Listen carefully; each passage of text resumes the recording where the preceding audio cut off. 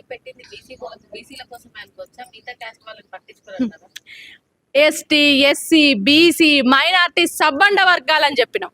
మేము అందరి శ్రేయస్సును కోరుకొని ఈరోజు సామాజిక తెలంగాణతో పాటు ఎవరైతే ఓసీలలో కూడా నిరుపేదలు ఉన్నారో వాళ్ళందరి కోసం కూడా మేము పనిచేస్తామని చెప్పినాం. కవితక్క గారు ఒక్క రంగం మీద మాట్లాడలేదు.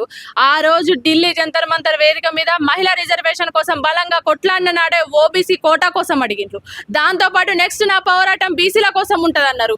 ఎప్పుడు ఎవరిని ఎక్కడ ఏ సందర్భంలో ఎవరికి అన్యాయం జరిగితే ఎవరి మీద మాట్లాడాల్సి వస్తే కవితక్క గారు వాళ్ళందరి మీద కూడా మాట్లాడుతున్నారు. సింగరేణి కార్మికుల కోసం మాట్లాడిండ్రు, అవుట్ సోర్సింగ్ కార్మికుల కోసం మాట్లాడిండ్రు, ఆటో డ్రైవర్ల కోసం మాట్లాడిండ్రు, కళాకారుల కోసం మాట్లాడిండ్రు.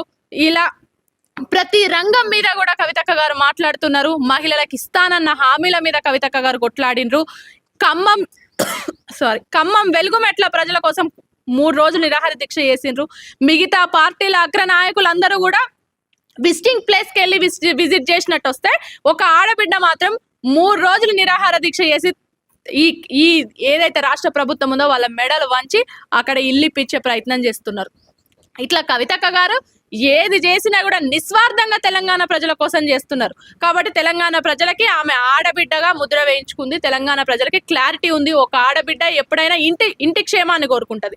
ఈ రోజు తెలంగాణ ఆడబిడ్డగా ఉన్న కవితక్క గారు తెలంగాణ క్షేమాన్ని కోరుకుంటారు. కాబట్టి ప్రజలందరూ కూడా బ్రహ్మరథం పడుతున్నారు. మా జాగృతి కార్యాలయానికి కూడా చాలా మంది వెలువెత్తుతున్నారు. ప్రజలు ఎవరైతే ఉన్నారో జాగృతిలో జాయిన్ అవుతామని యువత కానివ్వండి, మహిళలు కానివ్వండి చాలా పెద్ద ఎత్తున వచ్చి మా జాగృతిలో జాయిన్ అవుతున్నారు.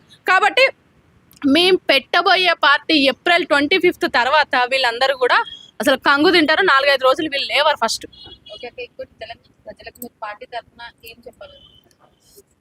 తెలంగాణ ప్రజల్ని ఒకటే మేము కోరుకుంటున్నాం. మనం జాతీయ పార్టీలను చూసినాం.